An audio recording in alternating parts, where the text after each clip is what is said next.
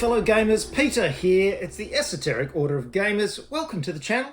Today I'm going to be talking about Warcry! Not one, but two Warcry sets that have come out in recent months. Now, I'm not the kind of channel that gets out stuff about the latest thing at the latest time. I like to do things at my own pace. And also in this case, I wanted to paint the miniatures so I could show you how they look all painted up. I haven't finished all of them. I'm sorry, some of the ones in the Hunter and the Hunted set I haven't quite finished yet, just because life has got in the way. But I have done some, and I've done this lovely scenery piece from that set, which looks great. And I've also done the full set of figures from the Kruleboyz Monsta-Killaz set. So we're going to be looking at that one and Hunter and Hunted today as we go deep into Warcry. Now, before I get started, let me give you the usual blurb, and that is, of course, that I get this stuff free from Games Workshop. So I acknowledge the fact that these things cost a lot of money. Games Workshop products are very expensive. Too expensive, I think, but they've been like that for a long, long time, and the quality level is very, very high. So I'm not going to go on and on about that because it's really just repeating myself. If you have the money and you enjoy Games Workshop, they're great products. But it is frustrating, the cost. That's just how they work, because they're a big shareholding, wanting to please shareholder company, and they want to make lots of money. But they also do great stuff as well. Of course, I don't charge for these videos, and my opinions are always my own, so remember that. Right, enough of all that. Let's get on to looking at this stuff. Now, I've said before, and I'll say it again, I think Warcry is one of the best Games Workshop game systems out there, because it just hits that sweet spot for me between complexity and fun. There's enough detail to make all the figures have a lot of character and do interesting different things, but there's also a sort of simplified game system that works quite quickly on the battlefield. It goes smoothly. Just look at my last battle report to see how much fun you can have with Warcry. I think there's enough space to get a really good sort of narrative game going with fun things happening and a little story emerging out of the stuff. But you don't get bogged down in endless rolls of dice and looking up modifiers and all that kind of stuff. I personally wish that the big games, Warhammer 40k and Age of Sigmar, had the same level of complexity and just hit that sweet spot. But also I've got to acknowledge that a lot of people would be annoyed by that, because a lot of people like the complexity. It's horses for courses. You pick whatever game you like to play and put your energies and your cash into that one. So, on with Warcry. We've got this fantastic set. Which should we do first? I'll do the smaller one first, shall I? This is a small set, and it's just one warband, the Kruleboyz Monsta-Killaz. Now, the last Age of Sigmar set, of course, the core set, what was it called? It's over there. Dominion had the Kruleboyz in it. I haven't finished painting up my Kruleboyz yet, but I have painted up some lovely stuff. Oh, there's this one. Let me show you. Here it is. Oh, is that lovely? I've actually not got this on the tabletop and played with it yet. I've just painted it. I forget what it's called. The sneaky gits killers, these zip things with Z's in them. And yeah. Anyway, it's a really nice figure. And I've magnetized it so I can take this dude off and put this other dude on the top like this. That. And also I can change the head, magnetized. So a really nice figure. I really like the whole look of the Kruleboyz, because they're orcs, but they've kind of got a goblin-y feel as well, and they're really sneaky and nasty. So I was very pleased to get this team. Let me just wipe my glasses because they're fogging up. It's a little bit humid down here. Because it has some really nice stuff in it. It's got a beast knob, which is this big leader who looks great, some other of the Kruleboyz dudes, and a couple of apes. Yep. Apes, really good for the gnarlwood. I can just see these guys jumping from tree to tree and jumping on top of you and killing you horribly and tearing you apart limb from limb. Really, really nice stuff. And the good thing about this set, and I love to see this, is that it comes with the relevant cards and stuff that you need to use this team, which is excellent. Now, in my hand here, I've got, of course, the main types card thing. I don't know what you call it. There's a whole lot of translated versions. So look at all that. They're all the translated versions. So talking about how expensive it is to buy Games Workshop stuff, this is one of the reasons, because it's a huge international company and they've got to throw in translations for all the different countries that buy this set. Just a huge concern. So here you have the Kruleboyz Monsta-Killaz. So let's have a look at this card and what these different figures do. Now, one of the great things about Warcry, of course, is that they've worked it out so it's all using icons and everything rather than great slabs of text. So if you look on the reference cards, you get the little icons and it tells you what all the figures do, and they're all referenced on this card, which is a really nice system. It works very well. And also, of course, is good for the translations, because they don't have to translate this card because there's no text on them. Okay, sorry about that. I had to take my jacket off because I've got lights here and it's quite hot and my glasses kept fogging up, which is really annoying. So now I'm a little bit cooler. I can continue with the video. So let's go through the special abilities of these different characters. And we'll start here with the Baller Boy. Now this is the musician guy, and he has two options. He can either have a stabber or a flogger. They're roughly the same, except the flogger has a slightly longer range because it's a whip. But his special abilities are Cruel Stabbing, which means until the end of the fighter's activation, add 1 to the damage points allocated by each hit and critical hit from melee attacks that target an enemy fighter that has 5 or more damage points allocated. So he's really good at going in for the last blows if somebody's already damaged. That's rather nasty. And in fact, it looks like everybody except for the apes in this team have that. So they all do some cruel stabbing if given the opportunity, which just shows the sort of nasty kind of backstabbing cruel boys that they are. They're cruel and they're boys. They're cruel boys. Next up, he's got the Drum and Holler ability, and this requires a triple set of dice. Until the end of the battle round, enemy fighters within 6 inches of this fighter cannot make reactions. So he makes a lot of noise and clamour and distracts other people from making their reactions, which is nice and thematic. So that's him. Then we've got sort of 3 of the rank and file dudes, and they are the neck slicers. One has a bone hacker, which is like a long blade thing. Another one has a smasher, which is basically a spiked mace. And the other one's got a beast sticker harpoon, which is exactly what it sounds like. And their special abilities are, they all have, as I said, that cruel stabbing ability. The guy with the bone hacker has also got saw him up, which means he picks a visible enemy fighter within 2 inches, rolls a number of dice equal to the value of this ability for a minimum of 2. If you can make a group of 2 or more dice in consecutive numerical order, excluding any duplicates, allocate 3 damage points to the chosen fighter for each dice in that group. Phew! Okay, it's a long ability, but I'm sure you get the hang of it rather quickly. So yeah, basically he can do extra damage with his nasty sawing thing, which is horrible. Let's go on to the guy with the mace. Hasn't got anything special. The guy with the harpoon, he has something special, and that is Rip It Out. Ooh. After the next attack action that has the spear or ranged weapon rune mark made by this fighter in this activation, if it scored 1 or more hits, allocate a number of damage points to the target of that attack action equal to the value of this ability. So, some extra damage for the harpoon, really. Next, we've got this strange little guy, and he's a clutcher grot, and he's a funny little figure. He's holding onto this kind of egg, and he's got a spiked turtle shell, and he's a weird little guy. He also has the cruel stabbing ability. And what else does he have? He uses his claws. He hasn't sort of got anything else fancy. He's just sort of a weird little figure. He's got a move of... he's only got 6 wounds, so he's not very strong. I'm trying to work out what's good about this guy, really. I don't know his reason for living. It's just an interesting figure. There's no other special abilities about him. There you go. Let's get on to these apes. I absolutely love these apes. They look fantastic. They are beastie guys, and they use their claws. They've got a 5 attack, so a pretty vicious attack. And they also have a move of 6, so they're fast. So you can see them just sort of bounding all over the tabletop, ripping people limb from limb. Really nice. And then finally, we've got the boss of this group, which is the Beast Knob. There you go. He has the special ability, and you need a double, Cruel Taunt.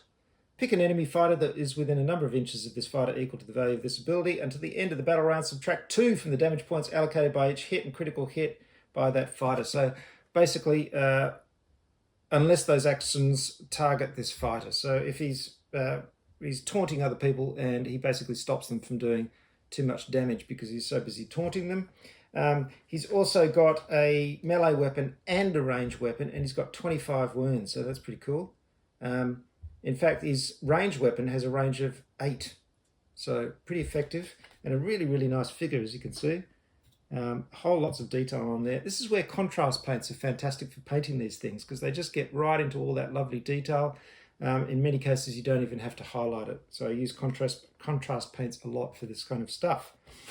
So the Kruleboyz Monsta-Killaz also have a reaction called Cruel Trap. Everyone has this except the apes. After an enemy fighter within 6 inches of this fighter ends a move action, roll a die on a 5+, pick one. That enemy fighter cannot make move actions for the rest of the round or allocate 4 damage points to that enemy fighter. Otherwise, allocate 2 damage points to that enemy fighter. So that is a really nice reaction, isn't it? That's good. You can stop them moving, and or you can do some nasty damage to them. So nice little team, Kruleboyz. I haven't played with them on the field yet, but I am looking forward to giving them a go. I think it's a really nice little set and some nice miniatures. And the good thing is, of course, I can use these in my Kruleboyz army for Age of Sigmar, I'm sure. Okay, let's get on to this largest set. It is Hunter and Hunted. And whenever I think of that title, of course, I think of the old Simple Minds song, Hunter and the Hunted, which is a beauty. I think it's off New Gold Dream from memory. Really good song. But it's got nothing to do with Warcry. And in this, you have some lovely scenery, which is this fantastic, what do you call it? What do you call it? A moor pit. And we'll go into this in a bit more detail. And then you've got 2 war bands. One of them is the Gorger Moor Pack, which are these disgusting, huge ogre things. And then you've got a really nice team of the Wildercore Hunters, which are 11 figures, which is very generous. So there's a nice lot of miniatures in this set, and let's have a look at them. First, let's have a look at this fantastic scenery piece. This was a lot of fun to paint, really easy to paint. And the important thing I did with this is to make sure that I kept these 2 bits separate. So this bit can come off like so. I actually put a magnet just there underneath, as you can see. And that just keeps that bit that rests on there, gives it a little bit more stickiness to just attach there. But these 2 pieces slide into the vertebrae that are on the floor there, and you can take them off. And there's one separate piece as well that you can attach in. Now, if you keep those separate, not only is it a lot easier to paint, which is great, but you've got this, and you can use this for anything. I could use this for science fiction games. Any planet would have this trap on it. I just think it's a really lovely piece. This bit's great, but it sort of makes it much more Warcry-like and much more thematic and more fantasy-like. If I take this off, this becomes more multi-purpose. In my view, you can stick them together if you want to, but I thought it would just look better if I kept that separate. And as you can see, what a great piece. It's your classic, whatever you call it in Star Wars, I've forgotten the name of it, the pit where you get digested forever, though how that happens, I have no idea. So you've got these other teams here. Now, I'll show you these Wildercore first. Now, I do apologise, I haven't finished painting these. You can see I've just got started, but there you go. They have, we've got the descriptive cards here, of course. We've got our stat cards that all come there. And then we've got, as an extra, we've got a deck of these cards as well. So you've got your battle plan cards here. There's a few blanks, they always give you blanks. But you've got the battle plans, which is all the different types of cards. The only thing about this, which is a bit disappointing, is that the terrain cards include the other terrain set, which came out recently that I forget the name of. So they're not very useful unless you have that terrain set as well, which is a bit of a shame, but I suppose you could sub in different terrains if you wanted to. But you've got all your twists here and, your victory cards and all that kind of stuff. So some new cards to add for variety, for the huge variety of missions that you have by combining all these different cards. Another thing I love about Warcry. And you've got this book, Hunter and Hunted, which is your warband tome. And if we look through this, there's some really nice background material on all this. It's not very complicated. Basically, the Gorges are ogres that are cursed with this curse of having to eat all the time. So they're always ravenously hungry, and they eat basically anything that moves. They're really quite repulsive, and they're big and nasty. And then you have the Wildercore, which are a really nice team. And I should say, if you're still playing the old game Mordheim, these would be fantastic for a Mordheim team. They're absolutely perfect, because they're just classic Empire dudes, guys with lots of crossbows, axes, and they also have a pack of little dogs, which is, nice to see. So yeah, I would definitely use this team in Mordheim if you're playing that game still. Though, why bother playing Mordheim much these days when you've got Warcry? It really does the same job in many ways, doesn't it? So there's background material on that. There's some really nice photos as usual. And then you've got the rules. The faction rules are in there. You've got rules for the maw pit. You're on the skull platform or within 1 inch horizontally of the maw. You can use a reaction. If a hit roll from that attack action misses, the attacker is taken down. Otherwise, this fighter is taken down. Also, if you've got a triple, you can try and kick someone into the pit, which is really nice as well. Then we've got Deadly Expedition, which gives us quests for these guys, for either one, both ones of the team. And we've got a campaign tree, you know, a whole lot of lovely background information in there. And then you've got, of course, all the cards listed as well if you don't have the actual cards. You don't want to use them. Background tables for naming and giving a bit of character to your teams. All the usual stuff in a Warbound tome in there. So let's have a look at these figures.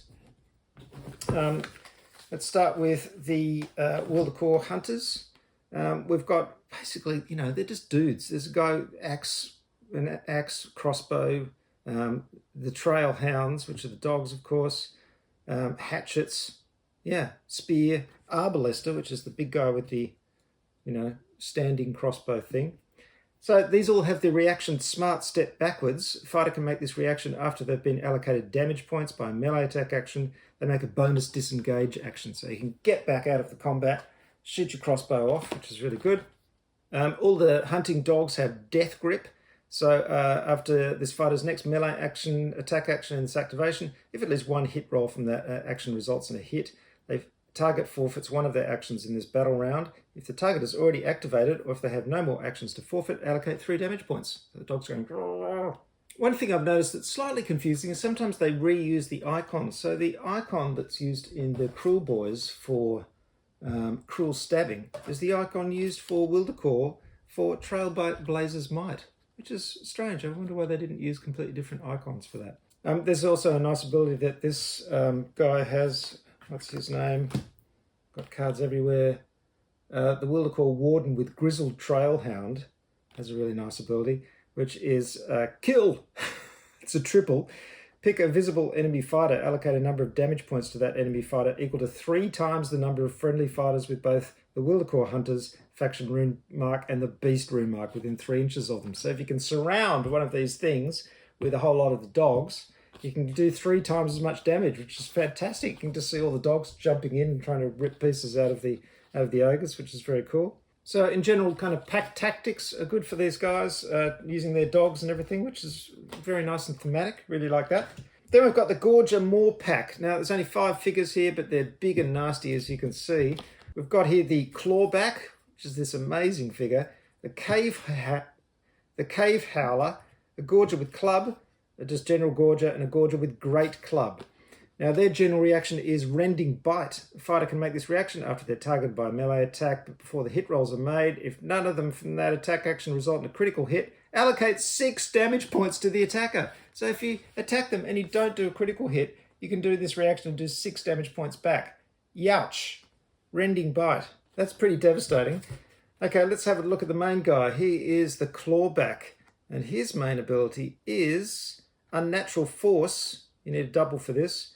Until the end of this fighter's activation, add 1 to the damage points allocated to enemy fighters by each hit and critical hit from melee attack actions made by this fighter. So basically that's just extra damage. They're really nasty. This guy's got 35 wounds as well, which is pretty full on. In fact, 30, yeah, they've all got 30, except for this guy's got 35. So it's going to take a lot of effort to bring this pack down. It's really nasty. It looks like you'd really have to use those pack tactics by the dogs and everything to do that extra damage to take them down. They're very, very nasty. We've got the Cave Howler. His ability is Agonizing Roar. Roll a dice for each enemy fighter within 6 inches on a roll of 4+ until the end of the battle round. The fighter being roll for cannot make disengage actions. So, yep, they're too busy covering their ears to get away from this horrible thing. Also got Glimmer of Consciousness. Until the start of the next battle round, this fighter is not considered to have the Beast rune mark. You've got pretty standard dudes, and then you've got this guy who has the Great Club. Madden Blows. Until the end of this fighter's activation, hit rolls for attack actions score a critical hit on a roll of 5+. They all sort of have the Beast, most of them have the Beast rune mark. In fact, they all do, except for that main guy. So, except for that, you know, that guy's got, that other guy's got the beast rune mark, but he has a glimmer of consciousness and occasionally isn't a beast, which is, yeah. They all have bounding leaps. Fighter can only use this ability if there's a visible enemy fighter within 6 inches. They get a bonus move action, which basically gets them closer to it. So they can leap into combat as well. Wow, okay, very interesting. There's a lot going on here and a lot of special abilities. They've got universal abilities as well. We know those. That's the universal abilities and reactions that come in the core book, so we don't need to see those. So, a couple of nice teams here. And as I said, I really love this Maw Pit and the fact that you can just use it for any game whatsoever if you happen to need a huge mouth in the ground to swallow things up. And, you know, I don't know about you, but I need that all the time. So that's a little roundup, folks, for Warcry. There's 2 sets, the Kruleboyz Monsta-Killaz and the Hunter and the Hunter set, almost in their painted glory, except for the Wilder core, which I will paint up and I'll take a photo and put it on my social media so you can see it when it's finished. But as you can see, these paint up really nicely. The Ogre Maw Tribes, yes, the Ogre, what are they called? Gorger Maw Packs. It's hard to remember these names. They were so easy to paint because contrast paint, white contrast paint, gave me that lovely grey effect really easily, and just a quick highlight pass and they were done. And all the details are done with contrast paint.